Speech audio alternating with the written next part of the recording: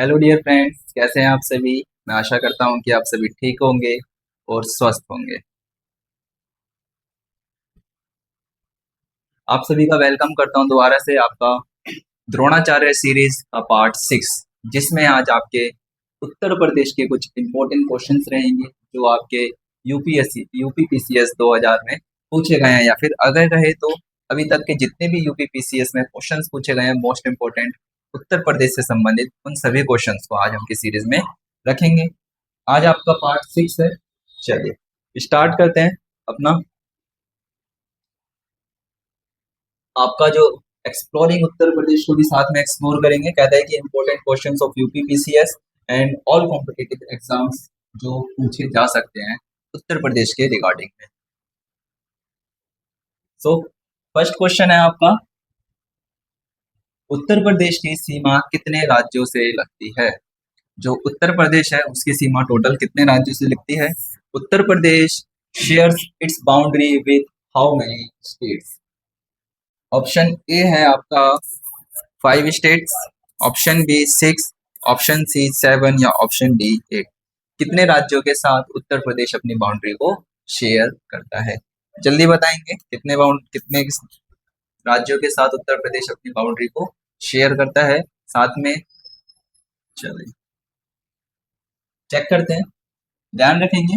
उत्तर प्रदेश लगभग 8 राज्यों के साथ अपनी बाउंड्री को शेयर करता है और साथ में एक इसकी केंद्र शासित प्रदेश के साथ भी बाउंड्री को शेयरिंग करता है।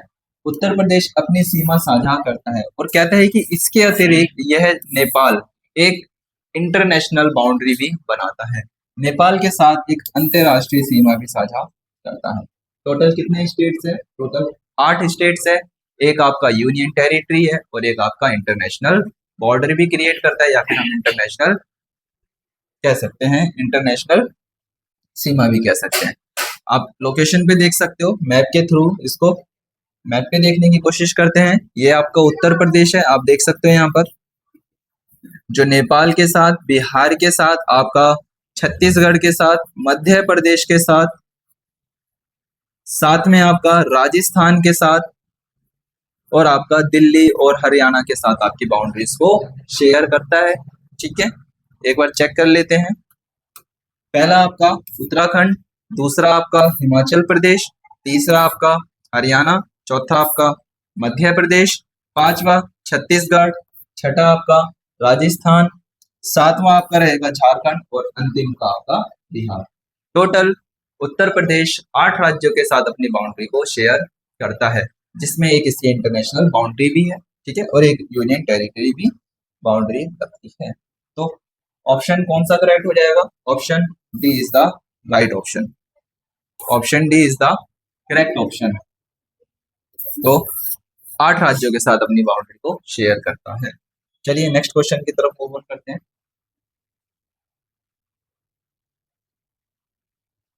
क्वेश्चन नंबर 2, 1950 में उत्तर प्रदेश की स्थापना के बाद राज्य की जो पहली महिला राज्यपाल किसे बनाया गया था, या उनका नाम क्या था। Which is the name of the first woman governor of Uttar Pradesh after its independence in 1950। 1950 से ध्यान रखेंगे, 1950 में इसका स्थापना दिवस भी मनाया जाता है। ए विजय लक्ष्मी पंडित, बी आपका सुचिता कृपलानी, सी आपका सरोजनी नायडू, या फिर आपका डी आनंदीबेन पटेल। किसको बनाया गया था, जल्दी से बताएंगे। Which option is the correct. Vijaya Lakshmi Pandit, Sucheta Kripalani, Sarojini Naidu, या फिर आपकी डी जो है आपकी Anandiben Patel. Option number A right है, बी सी या डी, जल्दी बनाएंगे। ऑप्शन ए, बी, सी या D. Option C Sarojini Naidu को उत्तर, सरोजनी नायडू नहीं, विजय सुचिता कृपलानी को उत्तर प्रदेश की फर्स्ट गवर्नर के रूप में बनाया गया था। चलिए नेक्स्ट क्वेश्चन की तरफ मूव ऑन करते हैं। क्वेश्चन नंबर 3, उत्तर प्रदेश में शुरू किया गया जो दस्तक अभियान है निम्नलिखित में से किससे संबंधित है। The Dastak campaigning launch in Uttar Pradesh is related to which of the following किससे संबंधित है आपका दस्तक अभियान? ए बाल श्रम उन्मूलन से संबंधित है, बी दहेज उन्मूलन से संबंधित है, सी आपका इंसेफेलाइटिस उन्मूलन से संबंधित है, ये आपका जो घरेलू हिंसा महिलाओं के साथ या फिर स्त्रियों के साथ की जाती है उससे संबंधित है। जल्दी बताएंगे कौन सा क्वेश्चन करेक्ट है। अगर हम बात करते हैं दस्तक की तो ये उत्तर प्रदेश की एक अभियान है, ठीक है, एक कैंपेनिंग चलाया गया है जो आपके इंसेफेलाइटिस उन्मूलन से संबंधित है, जो आपके मच्छर इत्यादि होते हैं उससे आपको मुक्त बनाना है, इसीलिए एक आंदोलन या फिर हम कहें एक अभियान चलाया गया है दस्तक अभियान। ये मच्छरों से संबंधित एक अभियान है जो उत्तर प्रदेश की सरकार ने वहाँ की गवर्नमेंट या फिर वहाँ के स्ट्रक्चर को हेल्दी एंड क्लीनिंग के लिए करवाया गया था। चलिए नेक्स्ट क्वेश्चन की तरफ मूव ऑन करते हैं। क्वेश्चन नंबर 4 है, ध्यान देंगे। कहता है कि on which data Uttar Pradesh celebrate करता है, क्या कहता है, उत्तर प्रदेश डे इज, डेट की बात करता है, उत्तर प्रदेश डे सेलिब्रेटेड 26 जनवरी को उत्तर प्रदेश दिवस मनाया जाता है। उत्तर प्रदेश दिवस कब मनाया जाता है? ध्यान रखेंगे ए 26 जनवरी, 25 जनवरी, 24 जनवरी या फिर आपका 23 जनवरी कब मनाया जाता है? Which option is correct? Option C is the correct option. 24 जनवरी को प्रत्येक वर्ष मनाया जाता है। और कब इसकी स्थापना दिवस हुई थी? ध्यान रखेंगे 1950 से इसको मनाया जाता है, 24 जनवरी के दिन, ठीक है। Option C is the correct option. तो नेक्स्ट क्वेश्चन की तरफ मूव ऑन करते हैं। दुधवा राष्ट्रीय उद्यान उत्तर प्रदेश के निम्नलिखित में से किस जिले में स्थित है? Dudhwa national park is situated in which of the following district of the Uttar Pradesh? Dudhwa national park के बारे में बात हो रही है, तो इससे संबंधित कई सारी महत्वपूर्ण बातें हैं जो हमें जान लेनी जरूरी होती है।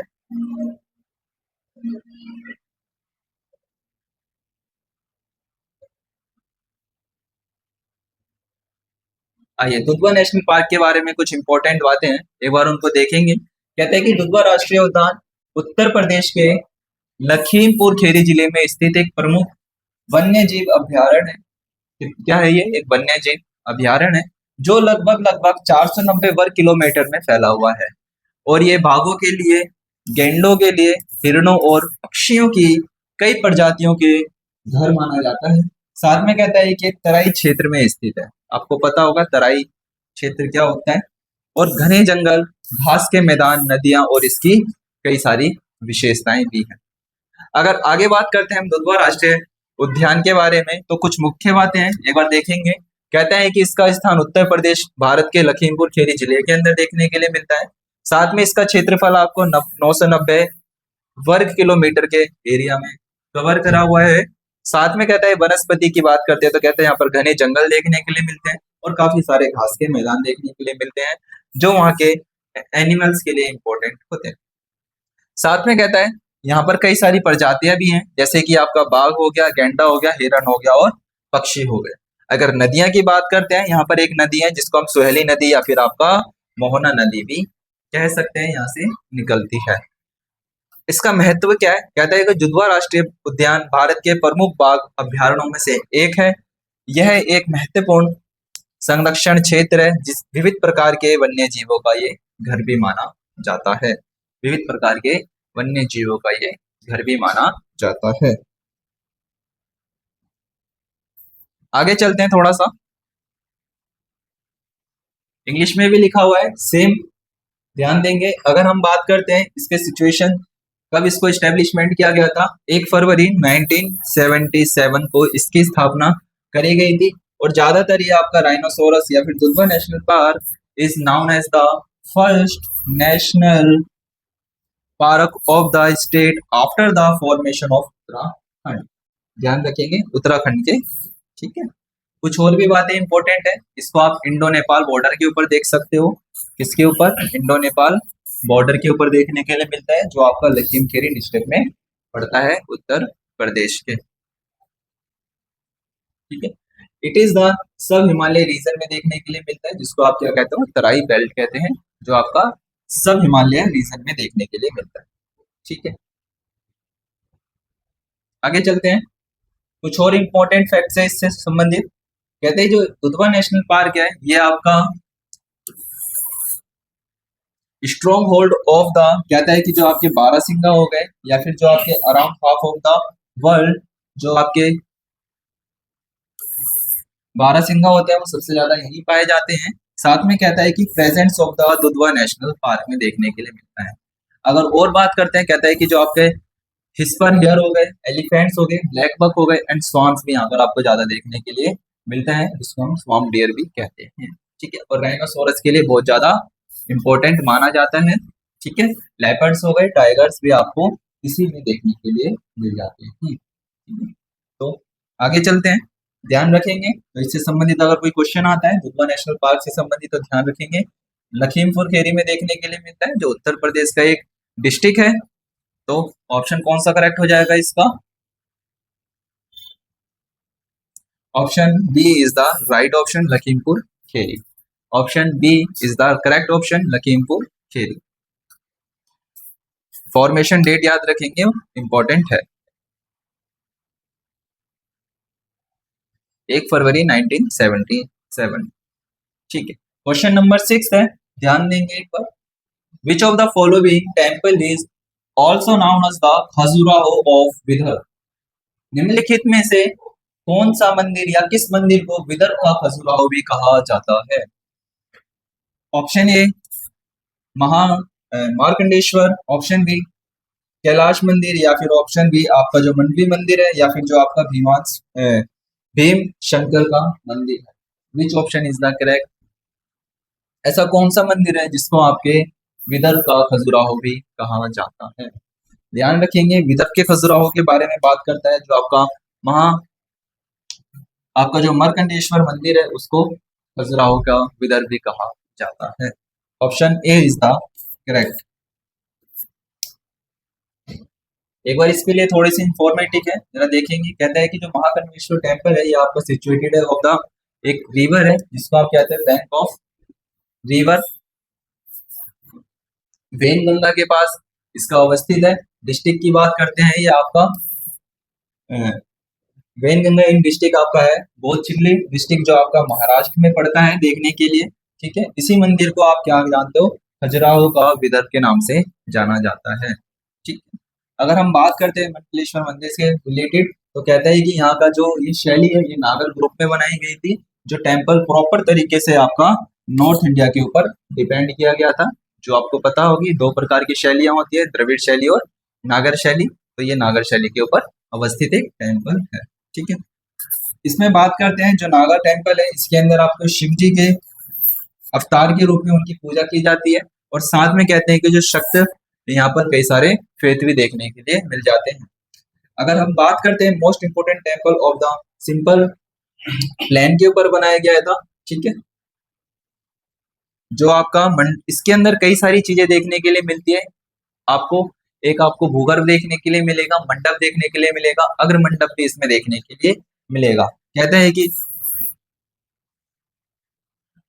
अर्ध मंडप देखने के लिए मिलता है, आपको मंडप देखने के लिए मिलता है, अंतरदल देखने के लिए मिलता है, जो मंदिर का भूगर्भ भी कहते हैं जिसको, और साथ में कहता है कि आपको भूगर्भ भी देखने के लिए मिलता है, जो forming of the enlightenment of the entire setup. और ये पूरा का पूरा सेटअप एक मंदिर के अंदर स्थापित किया गया है। ठीक है, चलिए ध्यान रखेंगे आपका ऑप्शन कौन सा रहेगा, मनकेश्वर। विच option is the correct? Option number A is the right option. ठीक है, तो नेक्स्ट क्वेश्चन की तरफ मूव ऑन करते हैं। क्वेश्चन नंबर 7, किस राज्य ने विश्व युद्ध सैनिकों को दी जाने वाली पेंशन बढ़ाने की फैसला किया है? Which state has decided to increase the pensions given the World War जो सोल्जर्स हैं? Option A Assam, option B Gujarat, option C Haryana, या ऑप्शन डी आपका पंजाब। ध्यान रखेंगे ऑप्शन सी हरियाणा ने ऐसी लॉन्चिंग की है। जितने भी वर्ल्ड वॉर से संबंधित सैनिक थे उनकी पेंशन बढ़ाने की चर्चा विचर्चा पे ध्यान दिया गया है।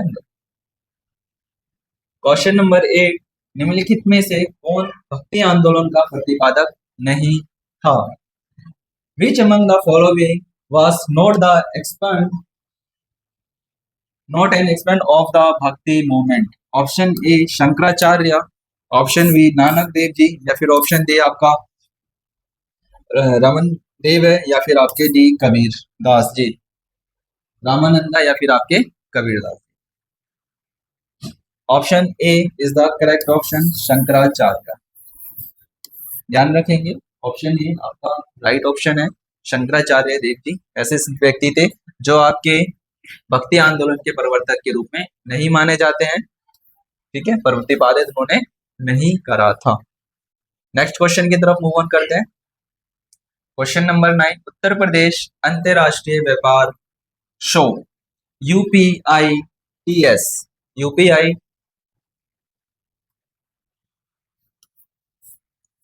2025 का आयोजन किस शहर में होगा? ध्यान रखेंगे UPITS के फुल फॉर्म क्या है?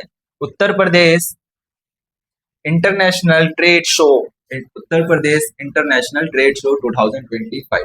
Option A Ghaziabad, option B आपका वाराणसी, ऑप्शन सी लखनऊ, या ऑप्शन डी आपका ग्रेटर नोएडा। ऑप्शन सी या फिर आपका ग्रेटर नोएडा। इससे संबंधित कुछ इंपॉर्टेंट फैक्ट्स है, उसके बाद हम देखते हैं कि ऑप्शन कौन सा करेक्ट रहेगा। जो आपका UPITS है, कहता है कि रिसेंटली में जो उत्तर प्रदेश की गवर्नमेंट ने एक अनाउंसमेंट करा है जो आपका ट्रेड से संबंधित है, जो आपका trade edition of the Uttar Pradesh international trade show रहेगा, जो UPITS के नाम से जाना जाएगा 2025। कहता है ये ग्रेटर नोएडा में रहेगा। आने वाली जो आपकी 25 से लेकर के 29 सितंबर 2025 में इसका आयोजन किया जाएगा, 25 से लेकर के 29 सितंबर तक। आगे बढ़ते हैं तो कहता है कि the event will be show, ये उत्तर प्रदेश के एज अ रीजिंग जो एक्सप्रेस वे है उसको बहुत ज्यादा एक्सपेंशन के बारे में इसमें बात की जाएगी। साथ में कहता है स्टेट के कुछ ग्रोइंग के रिलेटेड भी कुछ महत्वपूर्ण मुद्दों पे बात करी जाएगी, और मैन्युफैक्चरिंग के हब के रिलेटेड उसको और भी ज्यादा डेवलप किया जाएगा आपके ग्रेटर नोएडा को, ठीक है।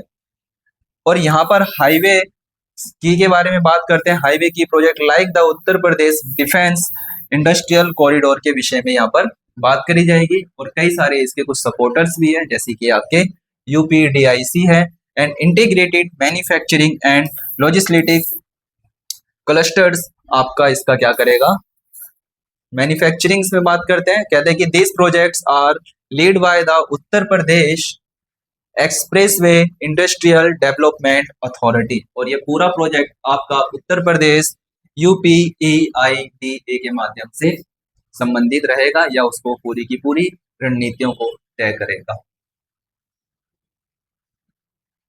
तो which option is the correct? ध्यान देंगे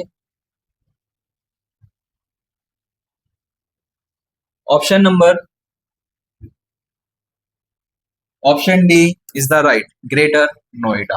कौन सा रहेगा? ग्रेटर नोएडा। आगे चलते हैं नेक्स्ट क्वेश्चन की तरफ। क्वेश्चन नंबर 10 है, हिमाचल प्रदेश और उत्तराखंड के बीच पूर्वी सीमा कौन सी नदी बनाती है? Which river from the eastern boundary between the Himachal Pradesh and Uttarakhand? Option A base river, या फिर जिसको आप वेस्ट रिवर कहते हैं, सतलुज रिवर, टॉन्स रिवर, या फिर आपका चिनाब रिवर। आपका ड्रेनेज सिस्टम से संबंधित क्वेश्चन पूछा गया है। ध्यान रखेंगे आपका टॉन्स रिवर के माध्यम से आपका हिमाचल प्रदेश और उत्तराखंड की बाउंड्रीज को बनाया जाता है, जिसको आप ड्रिफ्ट वैली के नाम से भी जानते हैं। आगे बढ़ते हैं क्वेश्चन नंबर 11, कौन सा शहर उत्तर प्रदेश का पहला जीरो डिम शहर बन चुका है?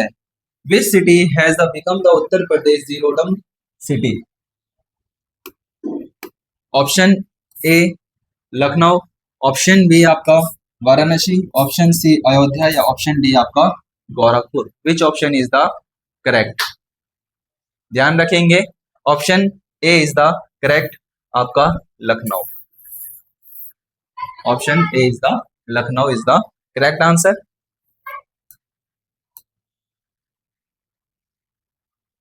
क्वेश्चन नंबर 12, उत्तर प्रदेश का कौन सा वन्य जीव अभ्यारण्य 1957 में गिर से एशियाई शेरों को फिर से लाने में असफल प्रयास का स्थल रहा था? Which wildlife sanctuary in Uttar Pradesh was the site of the failed attempt of re-entirety of the Asiatic lions from Gir in 1957? Option A Chandraprabha wildlife sanctuary, option B Kaimur wildlife sanctuary, Dudhwa national park, या फिर आपका Kishanpur wildlife sanctuary. Which option is the correct? ध्यान रखेंगे आपका option A Chandraprabha wildlife sanctuary एक ऐसा century था या फिर ऐसा वन्य जीव अभ्यारण्य था जिसने प्रयास तो करा था परंतु वह असफल रहा था। इससे संबंधित कुछ महत्वपूर्ण बातें एक बार देखेंगे। कहता है कि 1957 में उत्तर प्रदेश के चंद्रप्रभा वन्य जीव अभ्यारण्य में गिर शेरों को असफल स्थानांतरण हुआ था। प्रारंभिक सफलता विफल रही थी, जो प्रथम हमने प्रयास किया गया था वो प्रॉपर तरीके से असफल हो चुकी थी क्योंकि स्थानांतरित शेरों को अंततः या फिर गायब हो गए थे या फिर वो मर गए थे, उनका हम पता नहीं लगा पाए थे। तो ध्यान रखेंगे कौन सा ऑप्शन करेक्ट है। Which option number A is the correct answer, Chandraprabha wildlife century. ठीक है, नेक्स्ट क्वेश्चन की तरफ मूव ऑन करते हैं। क्वेश्चन नंबर 13, हाल ही में उत्तर प्रदेश के किस शहर में ब्रह्मोस एक्सप्रेस परीक्षण सुविधा का उद्घाटन किया गया है? The BrahMos aerospace testing facility was recently introduced in which city of Uttar Pradesh? Option A Kanpur, option B Varanasi, option C Meerut, या ऑप्शन डी आपका लखनऊ। इससे संबंधित कुछ महत्वपूर्ण फैक्ट्स एक बार उसको चेक कर लेते हैं। कहता है कि रिसेंटली में जो आपका डिफेंस मिनिस्टर है उन्होंने एक इंटीग्रेटेड फॉर्मूला यूज करा था या इंटीग्रेटेड एक तरीके का प्रोग्राम चलाया था जो आपका ब्रह्मोस स्पेस से संबंधित था और इसकी टेस्टिंग के लिए हाल ही में लखनऊ जो उत्तर प्रदेश की एक डिस्ट्रिक्ट है उसमें मई 2012-25 को उन्होंने एक इम्पोर्टेंस कंपोनेंट्स को स्थापित करा जो उत्तर प्रदेश के डिफेंस इंडस्ट्रियल को बढ़ावा देता है, जो उसका कॉरिडोर रहेगा। कहते हैं कि जो ब्रह्मोस है, the BrahMos missile is a long large supersonic एक मिसाइल है जो एक क्रूज मिसाइल भी कही जाती है, जो एक आपके क्रूज मिसाइल के ऊपर वर्क करती है। ठीक है, इट इज अ अनमेंडेड व्हीकल है पावर्ड बाय जेट। इसमें एक भी मानव, ये जो जेट है इसमें मानव रहित जेट भी कहा जाता है, इसमें मानव को नहीं स्थानांतरित किया जाता है। ठीक है, इंजन जो इसका इंजन है वो जेट इंजन के ऊपर आधारित किया गया है। अगर हम बात करते हैं ये the missile reach speed of, इसकी जो स्पीड रहती है वो 2 से लेकर के 3 मैक पावर तक रहती है ब्रह्मोस की। कहते हैं कि ब्रह्मोस जो एरोस्पेस है वो आपका एक जॉइंट वेंचर है between the defence research and development authority जो आपकी DRDO से संबंधित है। इंडिया साथ में कहता है कि जो आपकी एक रशिया की कंपनी है जिसका नाम है NPOM जो आपकी रशिया की डेवलपमेंट अथॉरिटी है, इसी के संबंधित इसमें दोनों का पार्टनरशिप के माध्यम से ही लखनऊ में इसकी स्थापना करी गई है। ठीक है, जो ब्रह्मपुत्र रिवर के ऊपर सिचुएटेड है, ध्यान रखेंगे। ठीक है, जो आपकी ब्रह्मपुत्र, अगर इसके नेम की बात करते हैं तो भारत की आपकी ब्रह्मपुत्र रिवर और जो आपकी रशिया की मॉस्को रिवर है उन दोनों के मिश्रण से इसका नाम डिसाइड किया गया था। ठीक है, तो ध्यान रखेंगे ऑप्शन ए, बी, सी या D. Option D is the correct option है आपका लखनऊ।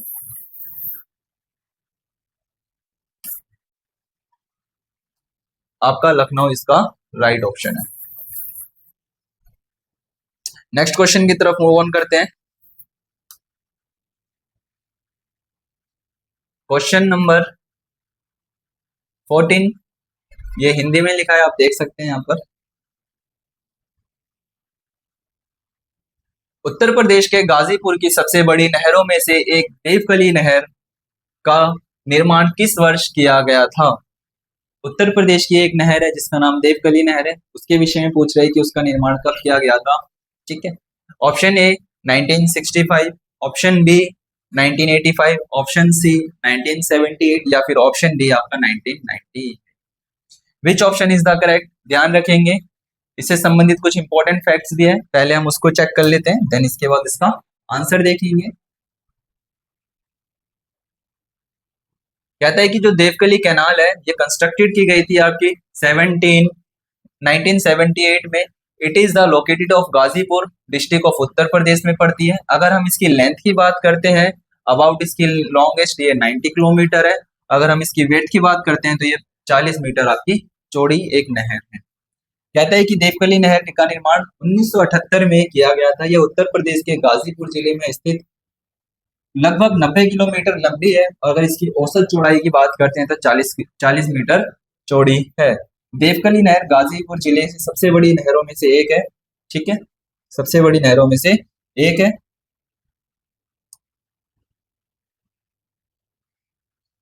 निर्माण लगभग 2.9 करोड़ रुपए लगा था। इस नहर में कहता है कि जो सबसे ज्यादा पैसा इन्वेस्ट किया गया था 1978 में, पैसे के रिलेटेड बात करते हैं या फिर हम फंड के रिलेटेड में बात करते हैं, कहते हैं कि इसके निर्माण में लगभग 2.9 करोड़ रुपए की कुल लागत राशि लगी थी, जो उस समय के हिसाब से काफी ज्यादा थी। चलिए, तो which option is the correct? ध्यान रखेंगे, option number C is the correct option. 1978 1978 में इसको कंस्ट्रक्टेड किया गया था उत्तर प्रदेश गवर्नमेंट के माध्यम से।